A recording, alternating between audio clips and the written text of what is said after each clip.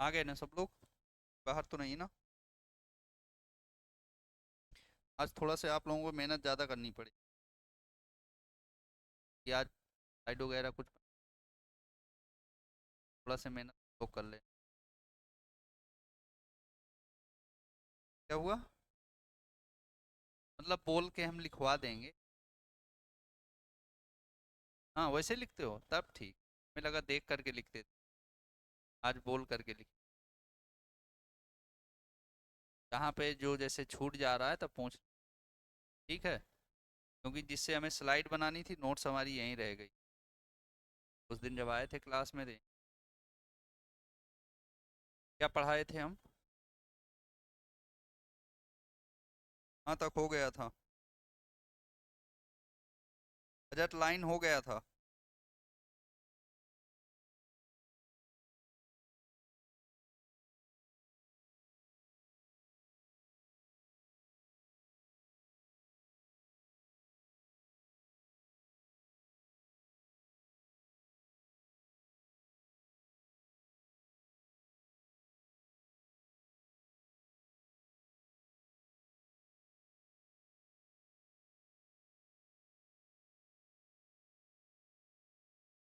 Next है demand. Demand पढ़ना था, है ना?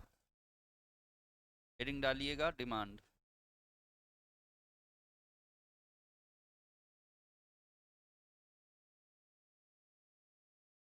हाँ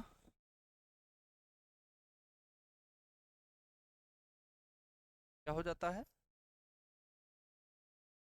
हाँ हाँ बोलो तो सही।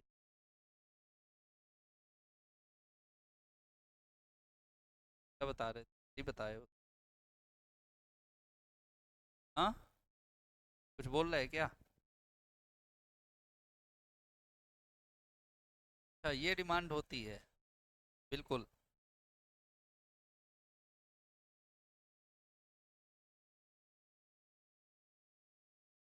तो डिमांड तो पहले ही आ गया ना। वो तो आगे की बात हो गई। हम अभी वही पूछ रहे हैं कि ये डिमांड ही क्या होती है। ज़्यादा लेन देन होता है तो डिमांड होता है। एक्चुअल में अगर हम बात करें इस डिमांड की, डिमांड वर्ड क्या है? इसको बोलेंगे मांग।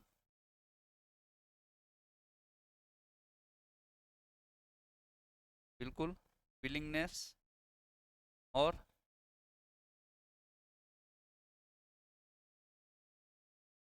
एक लाइन की इसकी छोटी सी डिफिनीशन टाइप में लिख लीजिए।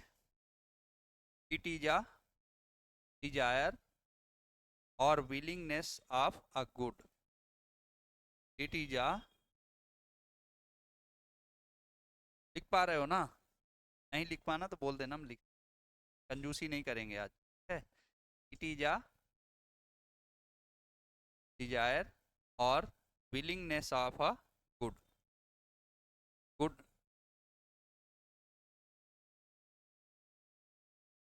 स्विफ्ट डिजायर ना। और O R willingness. Willingness of goods, वस्तुओं की। लिख दें? नहीं सिंपल सा लिखना है। डिमांड क्या है? इट इज आ। देखो इट इज आ। कोशिश नहीं करोगे तो नहीं लिख पाओगे। देखो एक चीज बताएं है ना। स्टेटमेंट बिल्कुल सिंपल है। इट इज आ डिजायर और लोग नहीं मान। Is uh.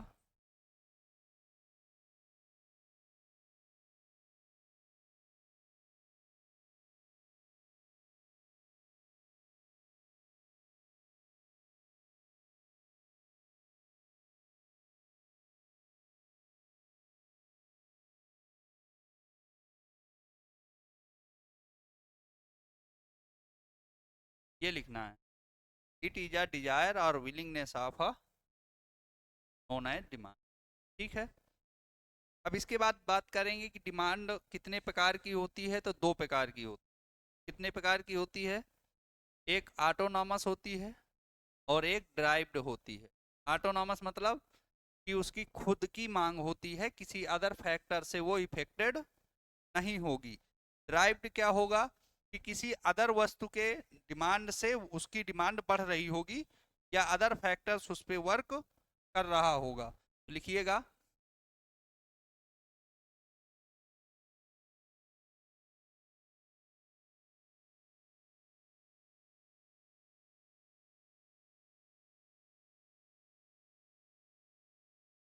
Autonomous demand. दूसरा ऐसे नहीं, वो लिखोगे क्या, ऊपर लिख लो, ऐसे कर लो, टाइप टू ना। ये आपसे समझदार हो भाई, अभी छोटे थोड़ा रह गए तुम लोग। Autonomous demand, second one is derived demand. Autonomous क्या होता है ये लिख लो, demand is not linked, demand is not linked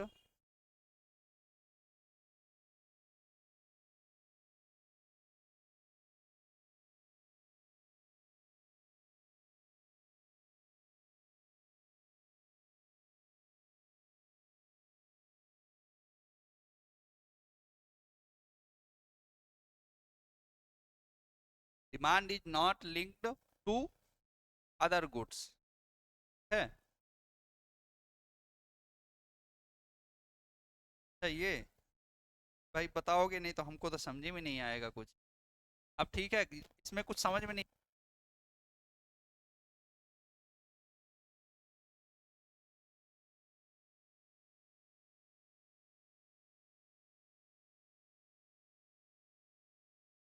हाँ हाँ, उसके साथ साथ हमारी भी बैटरी डाउन है शायद। ठीक है, डिमांड लिखा है is not linked to other goods. ठीक है, इतनी अच्छी इंग्लिश तो हमारी भी नहीं जितनी तुम लोगों की है ना, थोड़ा सा इम्प्रूव करना है। ड्राइव्ड लिखिएगा, इसी में मॉडिफिकेशन कर लो, इजीली बन जाएगा। Demand is link with other goods, हो गया। नॉट की जगह हटा देना है, हो गया। कितना सिंपल सा है। दोनों के एग्जाम्पल बता दो आप ही लोग।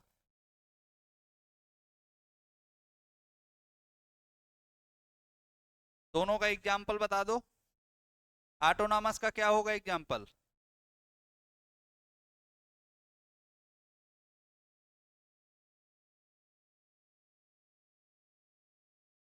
फूड, शेल्टर, क्लॉथ्स, ईटीसी, जो हमारी बेसिक डिमांड होती है। ठीक है, ऑटोनॉमस में ऐसी डिमांड या ऑटोनॉमस डिमांड जो है उन वस्तुओं से रिलेटेड हैं जो किसी अदर वस्तु से लिंक्ड नहीं होगा। मतलब कि फूड है, फूड की डिमांड तो कंटिन्यूअस होगी ही। ऐसा नहीं है कि सर्दी आई तो डिमांड कम जाएगी या गर्मी आई तो डिमांड कम जाएगी। उस पर कोई भी फैक्टर वर्क नहीं करेगा, वो अपने आप में डिमांड है, उसकी डिमांड 12 महीना या हमेशा रहने वाली है, वो ऑटोनॉमस होगा। ठीक।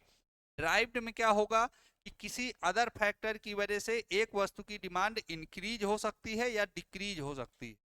फॉर एग्जाम्पल, फर्टिलाइजर या पेस्टिसाइड की डिमांड, अगर डिजीज इंसेक्ट का इन्फेक्शन ज़्यादा होता है तो उस टाइम पे क्या होता है, इंसेक्टिसाइड की डिमांड बढ़ जाती है। आपका जो सोइंग टाइम है उस टाइम देखते होगे कि हमारे फार्मर्स को जो प्रॉपर फर्टिलाइजर नहीं मिल पाता है, तो वो क्या है, एक डिमांड हो गई जो ड्राइव्ड है। ठीक है, तो इसमें एग्जांपल लिख लीजिए, शेल्टर, क्लॉथ्स, खतरनाक इंग्लिश, क्लॉथ्स कपड़े। क्या भाई,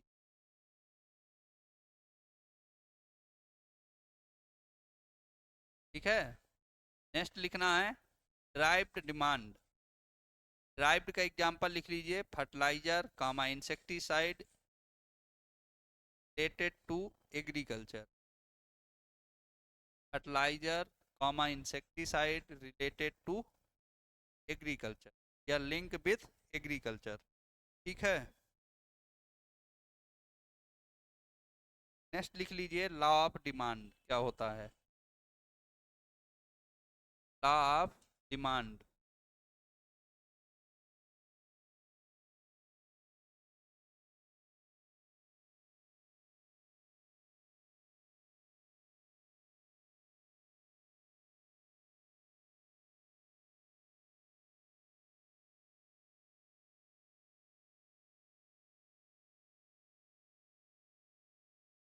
given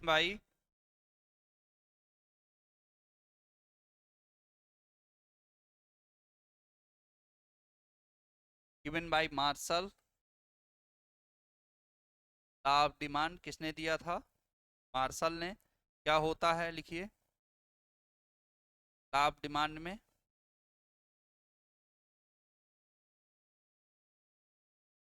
when, WHEN, when a rise of, rise मतलब बढ़ना, RISE, a rise of price, rise of price in a goods. क्या बोले थे?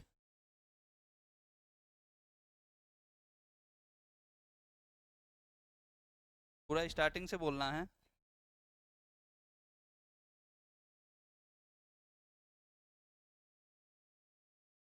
अ राइज ऑफ, कुछ और बोले थे ना? यही बोले हैं।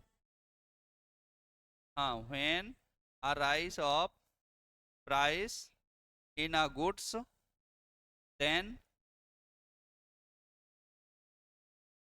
Demand is reduce, demand is reduce and when price is decrease, when price is decrease, then demand is increase, then demand is increase।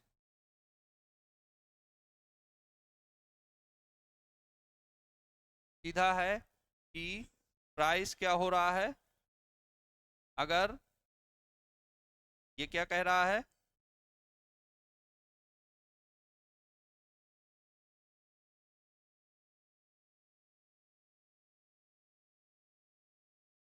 ठीक है। एक बार जब प्राइस घटता है तो डिमांड क्या हो जाती है, बढ़ जाती है, ठीक। दूसरे केस में अगर जो है प्राइस डाउन होगा तो डिमांड बढ़ जाएगी, और अगर जो है ये प्राइस इंक्रीज हो जाएगा तो डिमांड क्या हो जाएगी, घट जाएगी। यही जो है क्या है, लॉ ऑफ डिमांड, वो आप लोगों को सबको पता है, ठीक है। नेक्स्ट चलते हैं, इसके एक दो पॉइंट हैं।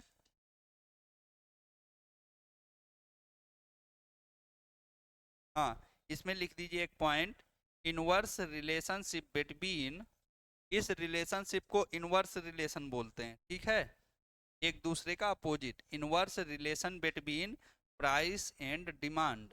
कभी कभी पूछा जाता है कि प्राइस और डिमांड में किस प्रकार का रिलेशनशिप होता है, तो इनवर्स टाइप का होता है, inverse relationship between price and demand. Next लिखिएगा शिफ्ट, नेक्स्ट हेडिंग है शिफ्ट ऑफ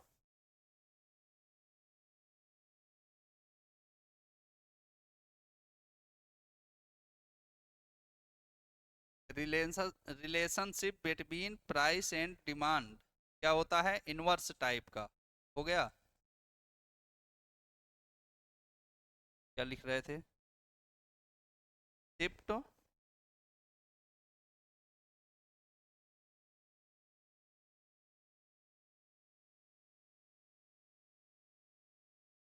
पहले डिमांड कर्व भी लिख लो ना, हेडिंग डालो पहले, डिमांड कर्व क्या होता है। नहीं, वो नहीं लिखना, पहले ये लिख लो, डिमांड कर्व क्या होता है। पहले ये हेडिंग डिमांड कर्व, क्योंकि इससे भी शायद क्वेश्चन एक बार पूछा गया था कि डिमांड कर्व किस प्रकार का होता है। लिखिएगा इसमें, it is a, demand curve में, it is a graphical representation of, it is a graphical representation of demand schedule, demand schedule,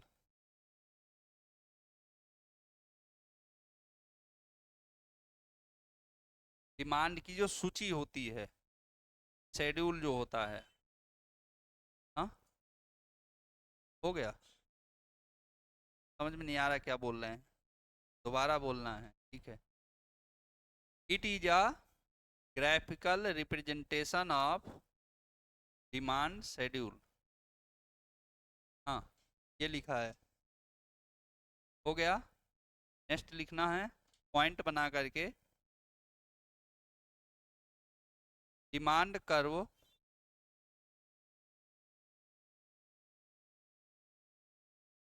are work in downward slope.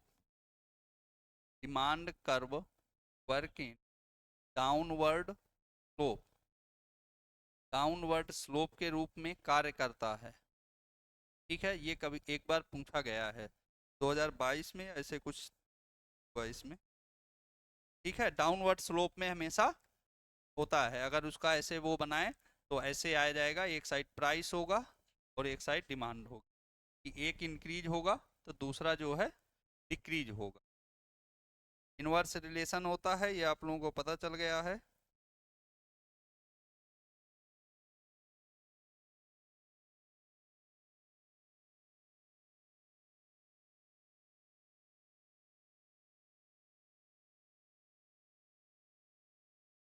Shift लिखना है, डिमांड में कैसे कैसे शिफ्ट होता है कर्व। ये कर्व जो है कैसे कैसे शिफ्ट होता है, इधर एक्स होता है ना शायद, और इधर वाई होता है। एक बार ये डिमांड ऐसे है, फिर कभी ऐसे भी हो जाता है और कभी ऐसे भी हो जाता है, तो इसको बोलते हैं शिफ्ट होना। इट मीन्स अंदर की ओर और बाहर की ओर। ठीक है, तो शिफ्ट होने के टू टाइप्स पे डिमांड हमारी शिफ्ट होती है।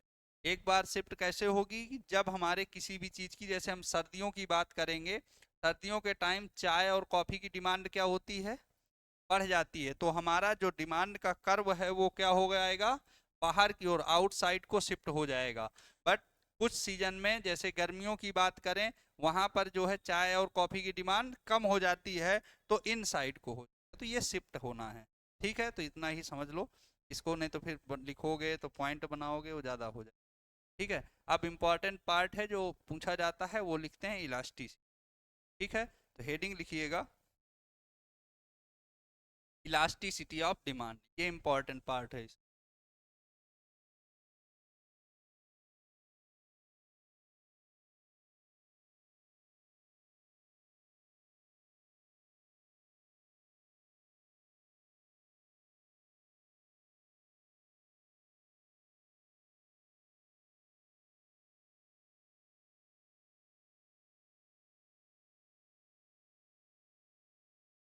इलास्टिसिटी होता है ना, इलास्टि इलास्टिसिटी ऑफ डिमांड। ठीक है, जब इलास्टिसिटी ऑफ डिमांड की बात करेंगे तो ये तीन प्रकार की होती है। कितने प्रकार की होती है, तीन प्रकार की। एक प्राइस में इलास्टिसिटी होती है। इलास्टिसिटी का मतलब जानते हैं, पहले ये बताइए। हाँ, बिल्कुल, ठीक है। तो एक बार प्राइस में होता है तो उसको प्राइस इलास्टिसिटी बोल देंगे, डिमांड में होगा तो डिमांड इलास्टिसिटी बोल देंगे, इनकम में हो रहा है तो इनकम इलास्टिसिटी बोल देंगे। एक होता है वर्टिकल इलास्टिसिटी, वर्टिकल का मतलब दोनों का एक साथ होना। ठीक है, ये वर्टिकल इलास्टिसिटी है। ये भी लिखना है, लिख लीजिए, तीनों पॉइंट बस लिख लीजिए कितने प्रकार का होगा। तो पहला लिखिएगा प्राइस इलास्टिसिटी, मतलब पता चल गया ना प्राइस इलास्टिसिटी का। दूसरा लिखिएगा इनकम इलास्टिसिटी।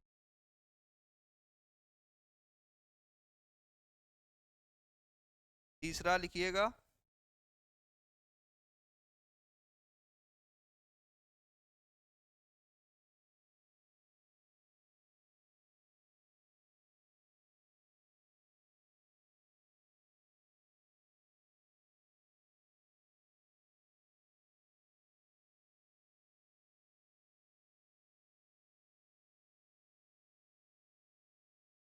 हाँ, कितने प्रकार के लिख लिए, दो प्रकार की ना, कौन कौन से, प्राइस इनकम और, दो ही लिखे हैं ना, तीसरी वर्टिकल, कौन नहीं है, कहाँ पर, अच्छा यहाँ पर, ये वाला इंडिया में आई कितनी बार आई वाला, ठीक है। इलास्टी होता है, इलास्टी नहीं है, ठीक है। हो गया ना, तीनों लिख गए। वर्टिकल को ही क्रॉस इलास्टिसिटी भी बोलते हैं, ठीक है। अब इनको अगर सिंपल तरीके से लिखना है तो एक चीज है, प्राइस वाले में आप लोगों को पता चल गया, तो लिख लीजिए चेंज इन प्राइस। इनकम में लिख लीजिए चेंज इन इनकम, और क्रॉस में लिख लीजिए change in price and income, या बोथ, वर्टिकल या क्रॉस में चेंज इन इनकम, तीसरे में बोथ, ठीक है। अब इनका अगर एग्जाम्पल की बात करें, ठीक है, चेंज इन प्राइस में अगर किसी वस्तु के प्राइस में कमी होती है, इलास्टिसिटी आती है, तो डिमांड में फर्क पड़ता है कि नहीं पड़ता, ये लॉ ऑफ डिमांड बोलता है। इनकम में अगर आपके इलास्टिसिटी आती है तो क्या डिमांड में फर्क पड़ेगा?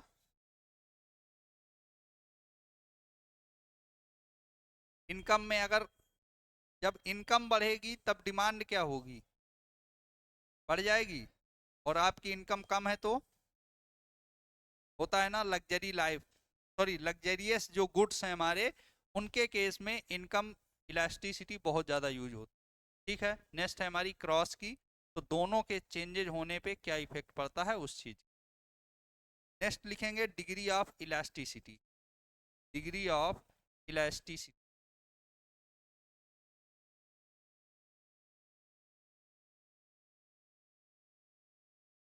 को, हाँ नेक्स्ट हेडिंग है डिग्री ऑफ इलास्टिसिटी।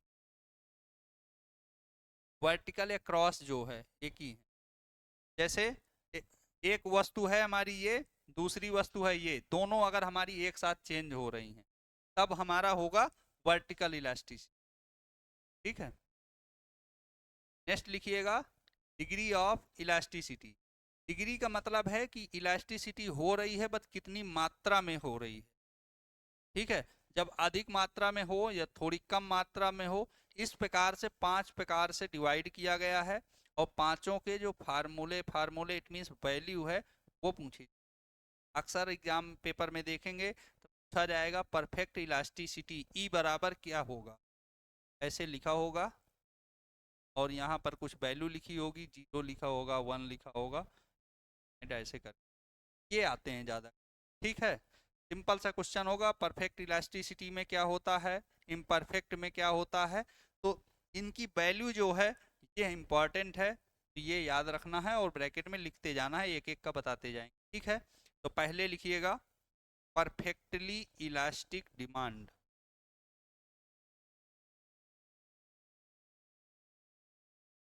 डिग्री के बेसिस पे जो इलास्टिसिटी है वो 5 प्रकार के डिवाइड की गई। डिग्री का मतलब समझ गए ना, इलास्टिसिटी तो है बट कितनी मात्रा में है उसकी बात कर रहा है डिग्री की। तो पहला लिखना है परफेक्टली इलास्टिक डिमांड,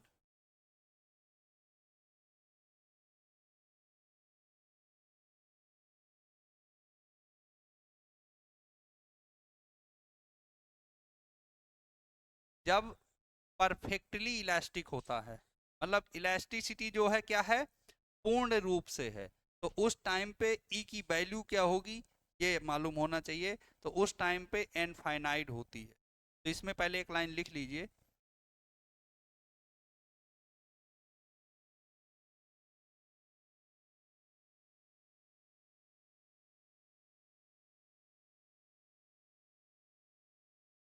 लिखिएगा स्लाइटेस्ट या slightly, slightly, slightly change in, slightly change in price of a commodity, change in price of a commodity, ये हो गया क्या, परफेक्टली, हाँ। ई की वैल्यू लिख लीजिए, इसमें क्या होती है, ई बराबर इनफाइनाइट। दूसरा लिखिएगा परफेक्टली इन इलास्टिक। अच्छा ना, परफेक्टली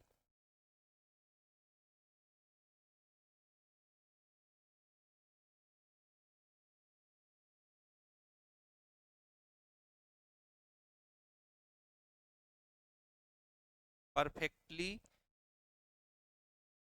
इन इलास्टिक। पहला क्या है, इलास्टिक है। दूसरा क्या है, इन इलास्टिक है। याद रखना बिल्कुल माइनर डिफरेंट है, और इनमें जो है ई की वैल्यू में दोनों में डिफरेंट आएगा। इसमें लिख लीजिए एक लाइन पे, इन this situation, in this situation price is, in this situation price is slightly decrease, in this situation price is slightly decrease but demand is unaffected, but demand is unaffected। मतलब कि demand में कोई effect नहीं दिखता, तो उसको बोलते हैं परफेक्टली इन इलास्टिक डिमांड। इस टाइम पे जो ई की वैल्यू होती है वो क्या होती है, जीरो होती है। ई इक्वल टू हो गया।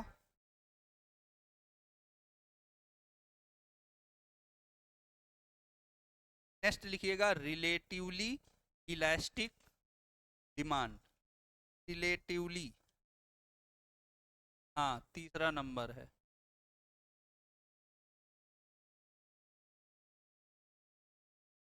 हो गया, बाकी लिख, हाँ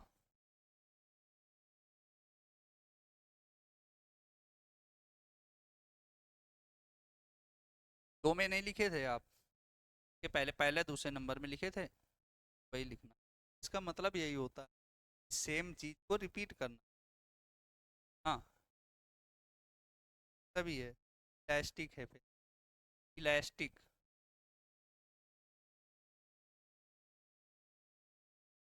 ठीक है, हाँ हाँ बिल्कुल सही, इलास्टिक होगा क्योंकि एक इन इलास्टिक था और एक इलास्टिक था, तो इलास्टिक है। ठीक है,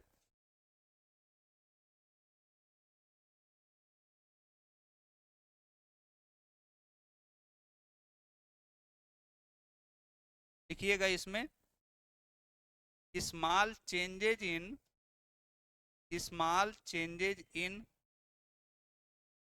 price and, small changes in price and large changes in demand. Large changes in demand तो क्या होगा, रिलेटिवली इलास्टिक डिमांड होगी। इसका वो क्या बनेगा, ई बराबर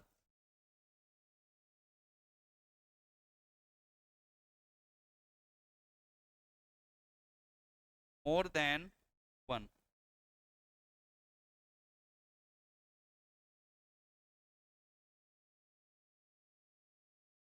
हो गया। इसके बाद लिखिएगा relatively inelastic demand, relatively inelastic demand.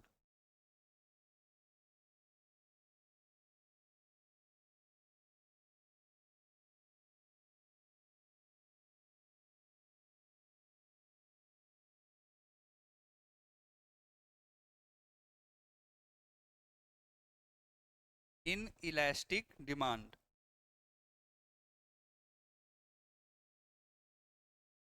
लिखिएगा इसमें, इन दिस सिचुएशन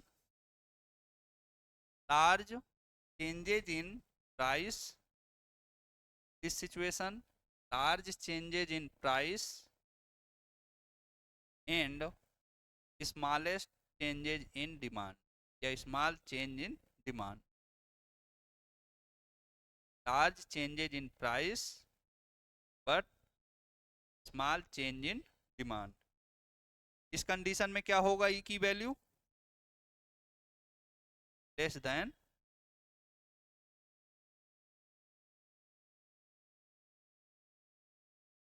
कौन, इलास्टिसिटी, डिमांड की इलास्टिसिटी की वैल्यू की बात कर रहे हैं। डिमांड के जो इलास्टिसिटी है उसकी वैल्यू की बात कर रहे हैं कि कितनी होती है इस सिचुएशन में और इस सिचुएशन। क्या 5 प्रकार की सिचुएशन है, पांचों में पूछा जाता है, ठीक है। और होता क्या है, थोड़ा से ऐसा क्वेश्चन होता है कि बहुत, क्योंकि एग्जामिनर भी चाहता है ना कि बहुत ज़्यादा लिखना ना पड़े, तो मोस्टली ऐसे क्वेश्चन कई बार एग्जाम में कि परफेक्टली इन इलास्टिक में ई की वैल्यू क्या होती है, ठीक है। ये 5 टाइप्स में है, पांचों पूछे। नेक्स्ट लिखिएगा unitary, unitary in elastic, unitary elastic,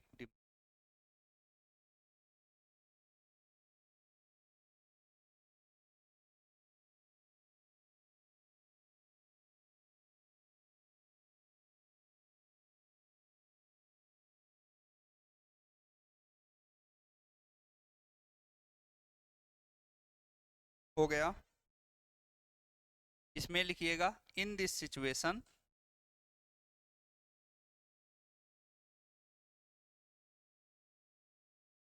in this situation some portion of price, some portion of price or increase in are increase with, in this situation some portion of price is increased with some portion of demand,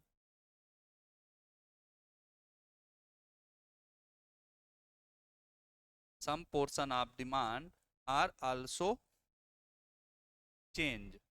मतलब कि अगर 1% जो है price increase हुआ है तो demand भी कितनी इंक्रीज होगी, एक फिक्स पोर्शन पे चलेंगे, दोनों एक साथ, ठीक है। नेक्स्ट पॉइंट लिखिएगा this type elasticity, this type elasticity ना, नहीं ये समझाने के लिए कि पोर्शन की बात कर रहे हैं ना हम, जैसे 1 रुपए बढ़ा प्राइस में तो डिमांड भी उतने ही परसेंट इंक्रीज होगी, ठीक है। नेक्स्ट लिखिएगा इन this type equation rarely observe, हाँ हाँ क्या लिखवा दिए कुछ, अच्छा this type elasticity rarely observe in demand, this type elasticity rarely observe in demand, मतलब बहुत कम देखने को मिलती है। इसमें भी जो ई की वैल्यू होती है वो क्या होती है, 1 होती, लिख लीजिएगा ई इक्वल टू 1।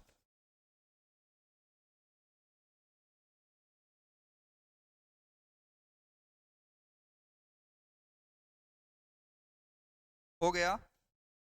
कितने प्रकार के रिलेशन बने हैं यहाँ पर, पांचों को एक जगह पर लिख लीजिए तो थोड़ा से कुछ समझ में आ जाएगा, ठीक है। बताते जाइएगा। पहले नंबर में क्या था, परफेक्टली इलास्टिक, दूसरा था परफेक्टली इन इलास्टिक,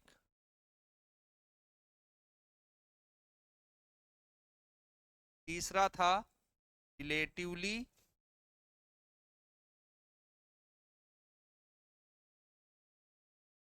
इलास्टिक, नाम याद रहेंगे।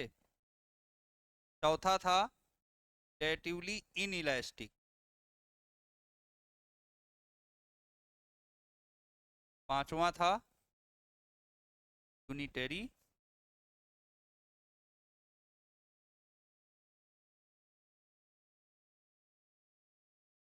इसमें ई की वैल्यू क्या थी, हाँ इसमें क्या था,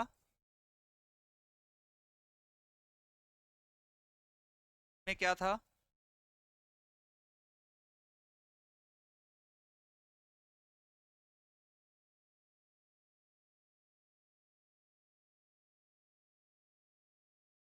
इसमें क्या था,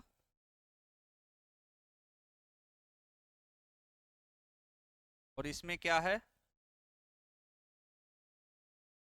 बराबर, ठीक है, यही था ना, सही है। हंस देते हो तो हमें लगता है कुछ गलत हो गया। ठीक है, ठीक है, कोई बात नहीं। तो ये समझ में आ गए ना, याद रखना है, ये आपका मोस्ट इम्पॉर्टेंट पार्ट है इलास्टिसिटी ऑफ डिमांड। ठीक, ये पांचों चीजें याद रखना है। थोड़ी सी इसमें अगर फर्क पड़ा ई और आई का, इधर ई और आई में इफेक्ट पड़ जाएगा, और इधर ई और आई में इफेक्ट पड़ गया तो आपके ई ई और आई में इफेक्ट। ठीक है, नेक्स्ट चलते हैं।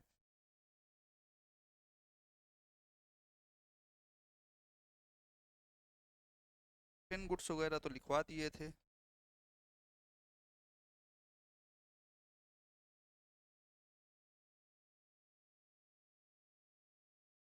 चलिए नेक्स्ट पढ़ेंगे हम लोग कॉस्ट कॉन्सेप्ट।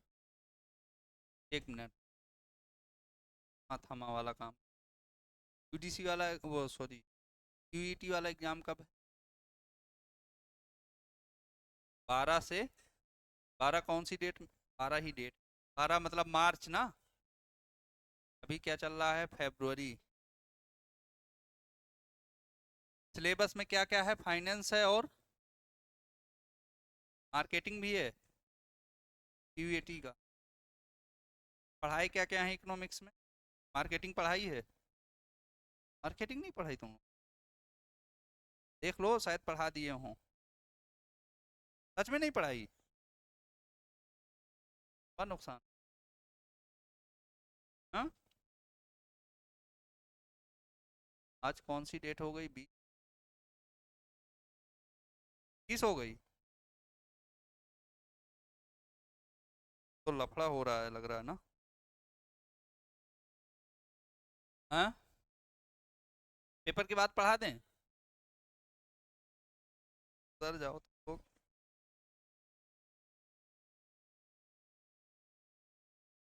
अब की बार हमने मार्केटिंग तो पढ़ाई क्यों नहीं, मार्केटिंग तो हम पहले पढ़ा देते थे, क्यों नहीं पढ़ाई। हाँ, ठीक है, कास्ट कॉन्सेप्ट को हम ब्रेक करेंगे, ठीक है, मार्केटिंग पहले पढ़ लेंगे, फाइनेंस पहले पढ़ लेंगे, क्योंकि कुछ बच्चों का भविष्य को याद रखना है। ठीक है, तो मार्केटिंग और फाइनेंस पढ़ना तो है ही है, बाद में पढ़ना है तो पहले पढ़ना है।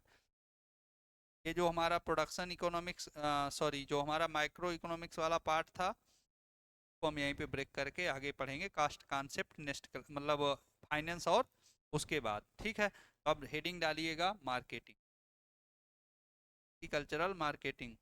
ठीक है, मार्केटिंग पढ़ लेते हैं, बहुत सिंपल पार्ट है, इतना सिंपल है, इतना सिंपल है कि हम सोचे थे एक दिन बाद में पढ़ा देंगे, हो जाएगा, और अब बीच में पढ़ाना पड़ रहा है आप लोगों का।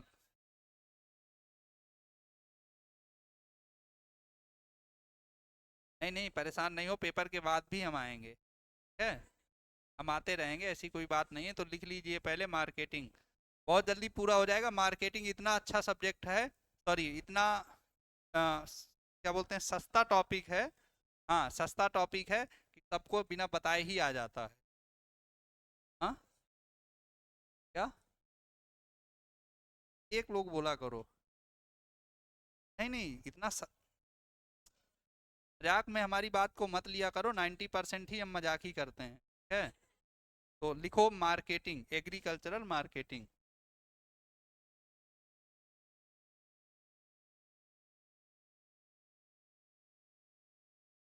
अच्छा, कल कौन सा दिन है, संडे, संडे नहीं है भाई, हाँ कल संडे है अभी। तो हम क्या सोच रहे थे, कुछ सोच रहे हैं क्या, सही सोच रहे हैं,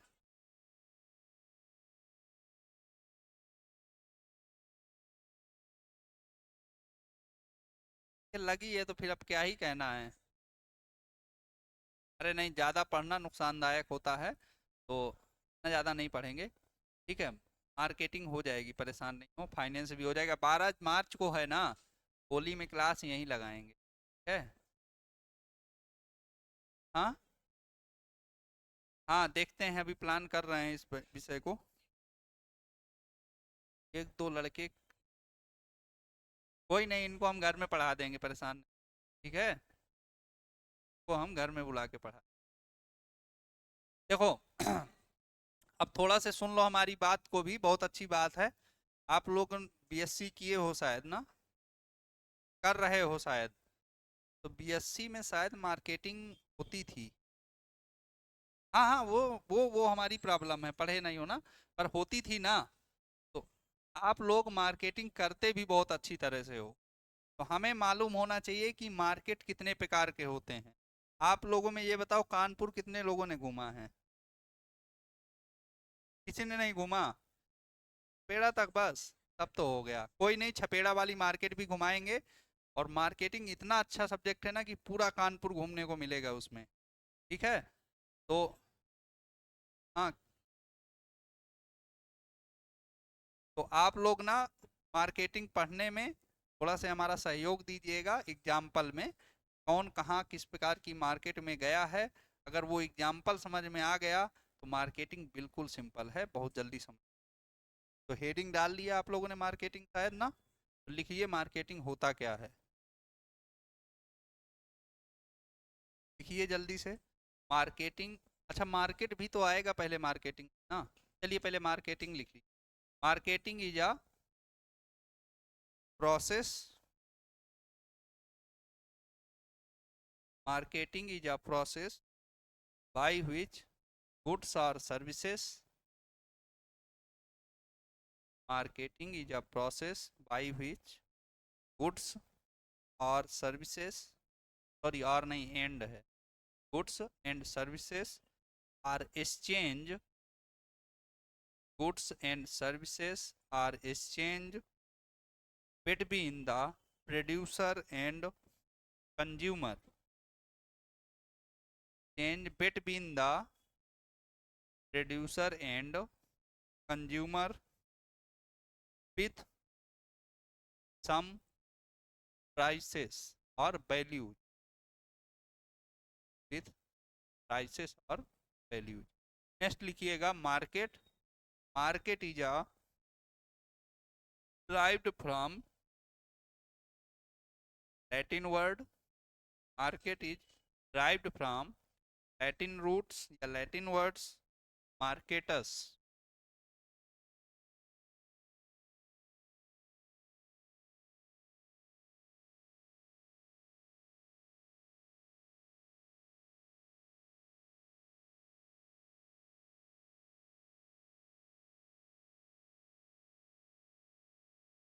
लैटिन वर्ड मार्केटस, ठीक है। मार्केटस का मीनिंग क्या होता है?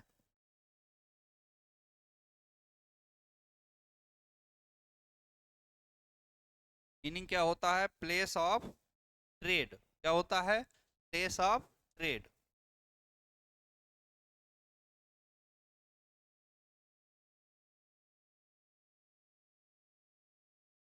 क्लियर हो गया?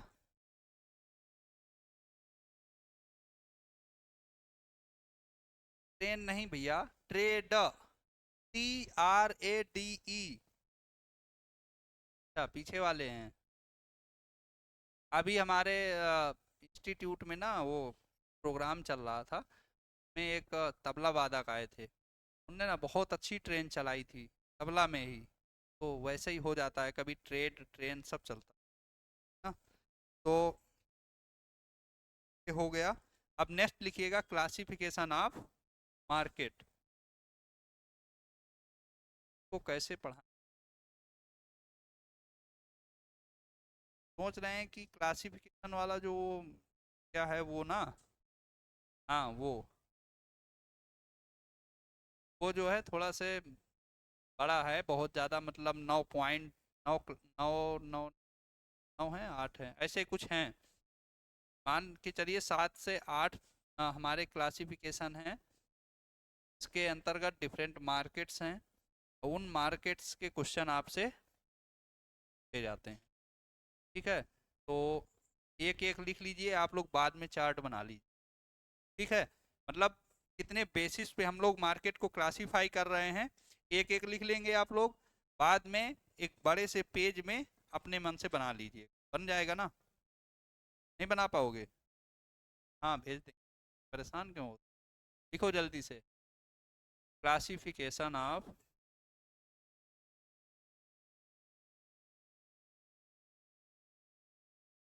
Market on the basis of, पहला नंबर, on the basis of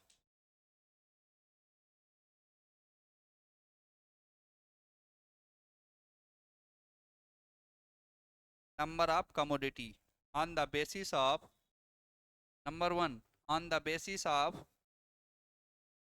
number of commodity filling,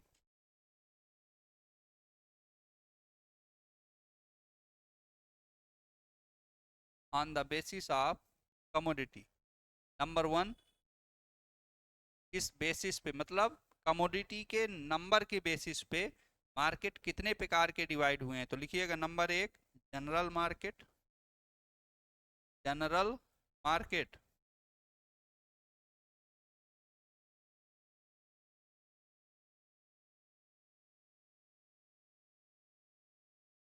number दो, इसी में लिख लीजिए इसके सामने, जनरल मार्केट क्या होता है, लिखिए in this market all type commodity are available.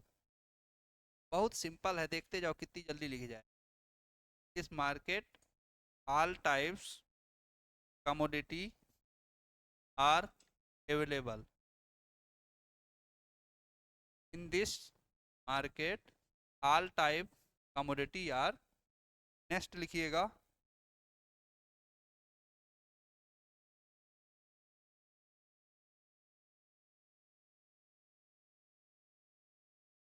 मतलब, नहीं नहीं नहीं, आगे बोल देते हैं फिर बोलते नहीं है, इसका क्या मीनिंग हो गया, तो ये तो कंफ्यूजन हो गया।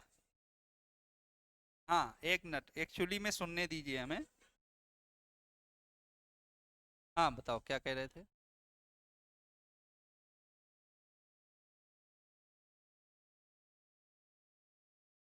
नहीं,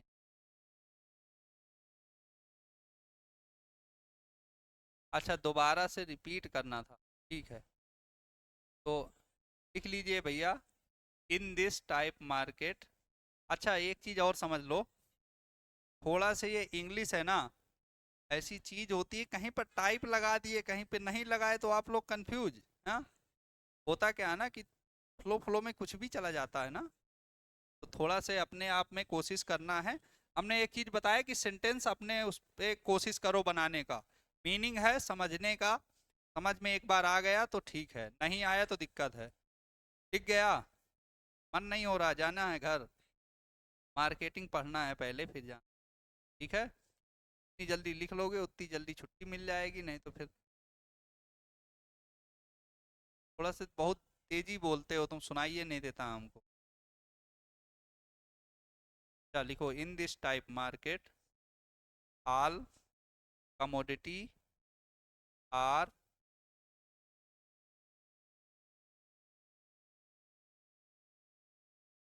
अच्छा एक चीज बताओ, जो पहले बोले थे और आप बोल रहे हैं दोनों का मतलब क्या है? मतलब तो वही है भैया, इन दिस टाइप बोल दें या आल टाइप बोल दें, वो शॉर्ट फॉर्म में हो गया, उनको थोड़ा से बड़ा स्टेटमेंट हो गया ना, सम्मान मिल जाता है कभी कभी। हाँ, तो दोबारा पूछने वाले को ज़्यादा सम्मान मिलता है। नेक्स्ट लिखिएगा स्पेशलाइज्ड मार्केट, इसमें क्या होगा, बस बिल्कुल सिंपल सा लिखिएगा स्पेशलाइज्ड मार्केट,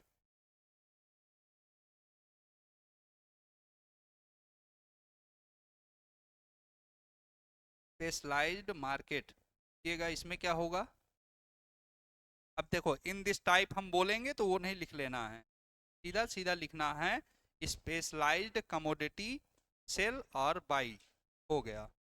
तब कुछ कमोडिटी होती हैं जो स्पेशलाइज्ड होती हैं, वो सेल की जाती हैं और बाई की जाती हैं। Sale and buy, specialised commodity sale and buy. हो गया। नेक्स्ट लिखिएगा,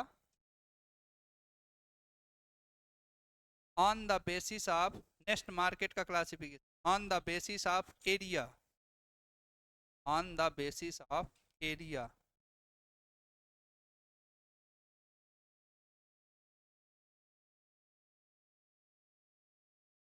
ठीक गया। एरिया, एरिया मतलब हाँ क्षेत्र, क्षेत्र के आधार पर लिखिएगा। इसमें पहला नंबर लोकल मार्केट, ये इंपॉर्टेंट, लोकल मार्केट। पर दूसरा, हाँ नहीं नहीं, पहले लिख लेने हैं कितने प्रकार के हैं। लोकल मार्केट, दूसरा रीजनल मार्केट, रीजनल, REGI, हाँ वही वाला, रीजनल मार्केट। नंबर तीसरा नेशनल मार्केट, नंबर चौथा इंटरनेशनल।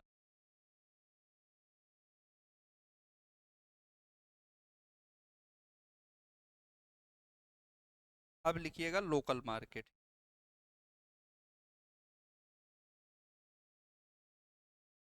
अलग से लिख लीजिएगा क्योंकि दो चार पॉइंट लिख, पहला लिखना है local market, this type market, this type market cover, this type market cover some limited area, cover some limited area like village, like village, comma कस्बा, etc, विलेज कामा कस्बा नहीं, मोहल्ला एक प्रकार से होता है, क्या होता है, मोहल्ला ही तो बोलते हैं ना,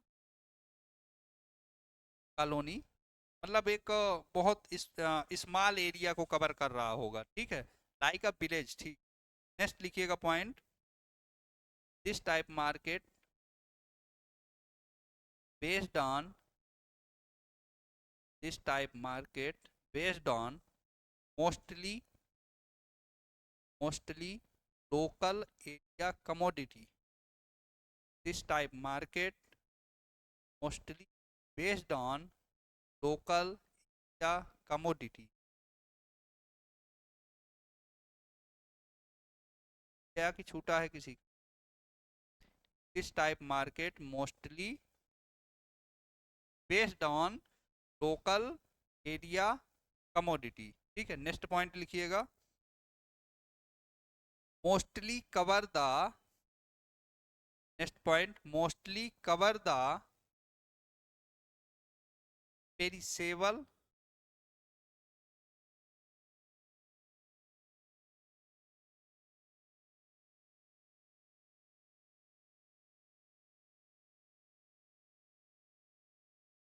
mostly cover the perishable commodity, मतलब जल्दी खराब होने वाली वस्तु, पेरिसेबल, सेबल ही बोलते हैं ना, हाँ, perishable commodity.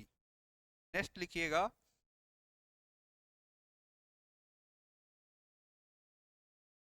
In this type market producer directly, this type market producer directly sell to produce, in this type market producer directly sell produce to consumer।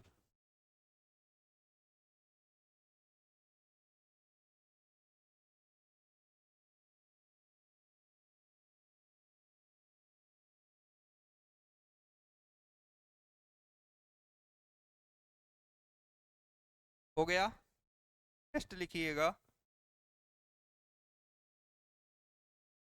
Next यही है एग्जाम्पल इसके, विलेज लेवल मार्केट वगैरह वगैरह वगैरह। Next लिखिएगा regional level market, next heading है regional level market.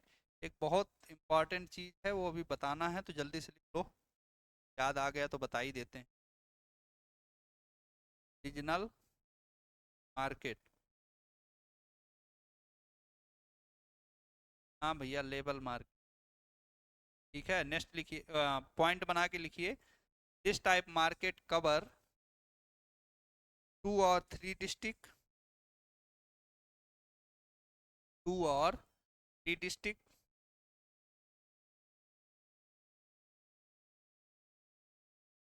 Example, cover 2 or 3 district. Example, bakery product market, bakery related market,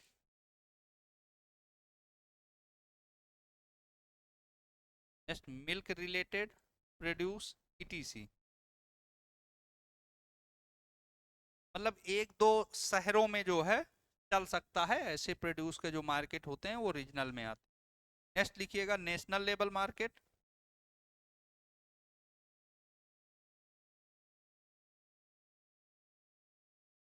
national level market under the, लिखिएगा point बना के, under the national boundaries, under the national boundaries, national boundaries मतलब कि पूरे भारत की boundaries को cover कर रही हूँ। एग्जाम्पल लिख लीजिए, IRCTC, IRC, सुने हैं? पूरे इंडिया को कवर कर रहा है। थोड़ा सा यूनिक एग्जाम्पल लिखाए हैं, बाकी तो बहुत सारे होते हैं। कभी कभी ऐसे एग्जाम्पल पूछे जाते हैं इसलिए लिखवा रहे हैं। कभी कभी एग्जाम्पल ही पूछ लेता है और पूछता है किस प्रकार के मार्केट का प्रतिनिधित्व कर रहे हैं। नेक्स्ट लिखिएगा, इंटरनेशनल मार्केट। हाँ, अमूल की जो बात की आपने, अमूल को इसलिए नहीं बोल सकते क्योंकि अमूल एक रीजनल में आ जाता है। इंडिया में तो है, अभी तुम इंडिया के बाहर, वो सॉरी यूपी से बाहर जाओ, बिहार में, बिहार में अमूल नहीं। कौन है वहां पर? सुधा है, वैसे कुछ है। सुधा ही है ना? हाँ, अमूल भी है, मतलब है पर उस लेवल पे नहीं है। हाँ। हाँ, बिल्कुल। होता क्या है ना, स्टेट वाइज थोड़ा से, तो जो मिल्क का है वो हम बोल देते हैं किसमें, रीजनल में। जैसे कि कानपुर क्षेत्र है, तो हो सकता है कि अमूल है, नमस्ते इंडिया है, इनका फैक्ट्री या वो हो, तो उस एरिया को कवर कर रहा हो।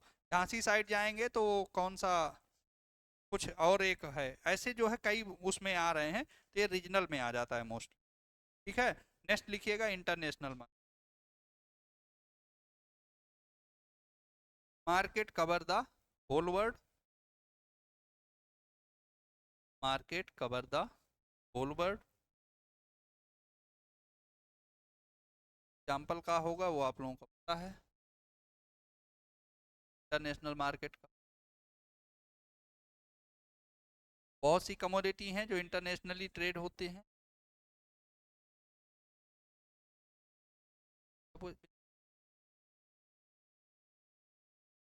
हम्म, इसको भी हम लिखवाएंगे अलग प्रकार का, इसको एक मार्केट का नाम दिया गया है, बट है इंटरनेशनल का ही पार्ट।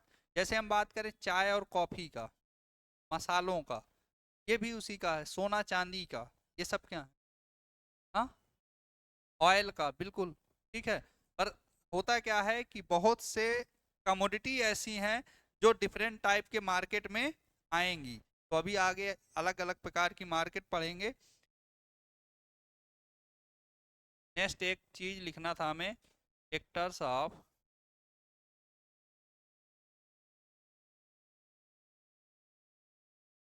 Supply chain. मार्केट हो गया ये, मतलब हो नहीं गया, मतलब यहीं पे ब्रेक है। नेक्स्ट, नहीं खत्म, आगे नेक्स्ट उसमें लिख, इसको थोड़ा से एक समझा देते हैं, इसके बाद आज का क्लास यहीं पे करेंगे। सप्लाई चेन क्या हुआ? नहीं नहीं, कम, ये एक समझने के लिए है, क्योंकि बार बार ये मार्केट में जो कंफ्यूजन आ रहा है ना, वो नहीं आएगा। तो किनारे पे कहीं पे बना लीजिएगा तो अच्छा रहेगा।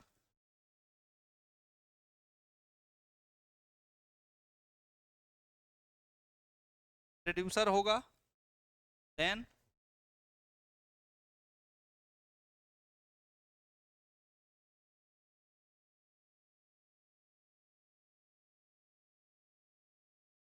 एग्रीगेटर होगा,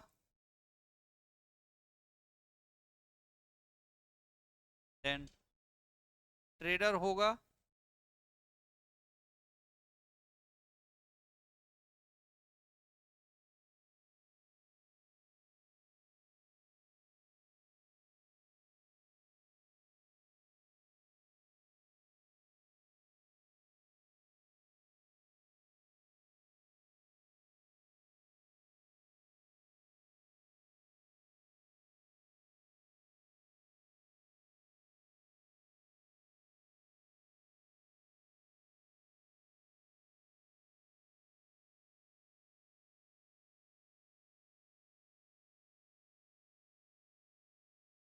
होलसेलर।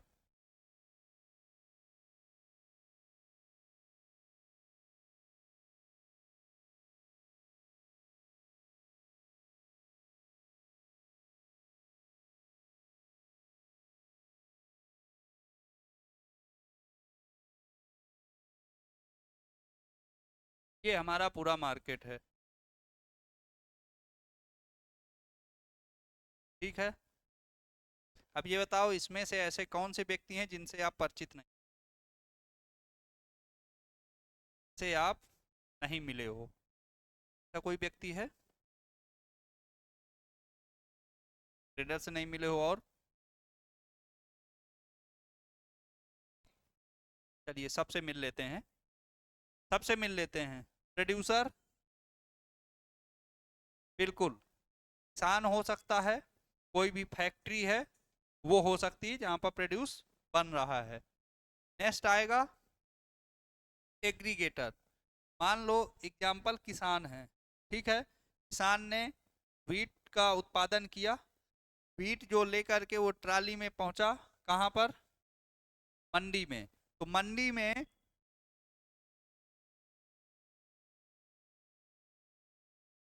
एक सिचुएशन ये आती है कि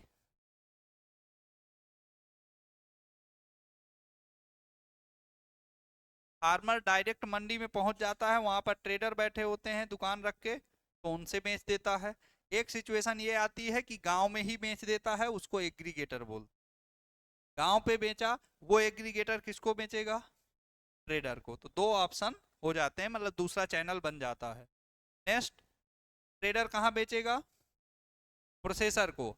या मतलब बिस्किट बनाने वाले हैं या कोई कुछ करना चाहता है तो ठीक है, आटा बनाना है तो उसके लिए गेहूं बेच दिया प्रोसेसर को, प्रोसेसर ने जो है आटा बनाया, आटा बना करके किसको बेचा? होलसेलर को। कितना? 1 ट्रक आ गया आटा, ठीक। अब 1 ट्रक आया किसके पास? होलसेलर के पास। होलसेलर से 5-10 बोरी किसने खरीदा? जो हमारे छपेड़ा पे हैं वही ना, वो हो गए कौन? और उनसे जाकर के हमने 5 किलो आटा। यही चलता है मार्केट। अब बात आती है कि किस प्रकार के मार्केट में कौन कहाँ पर बैठता है। तो ये जो होगा लोकल मार्केट, विलेज मार्केट में जाएंगे। याद रखना है, अभी हम पॉइंट लिखवाते जाएंगे तो माइंड में क्लिक आना चाहिए कि होलसेलर किस प्रकार के मार्केट में मिलेंगे। सिटी वाली मार्केट में होलसेलर मोस्टली मिलते हैं, रिटेलर आपका लोकल या मोहल्ले वाले जो मार्केट है दुकानें हैं वहाँ मिलेंगे, कंज्यूमर तो आपके हर घर में। बिल्कुल हो सकते हैं, नहीं हैं भाई, नहीं हो तो आज के लिए इतना ही। कल लिखवाएंगे on the basis of location, location के बेस पे मार्केट का क्लासिफिकेशन। कल सर जी जब पढ़ाएंगे तो सर जी बता देंगे, आ गए तो पढ़ा ही देंगे, है ना। ठीक है, तो पढ़ लीजिएगा थोड़ा से मार्केट के बारे में, वैसे आसानी से समझ आ जाएगा।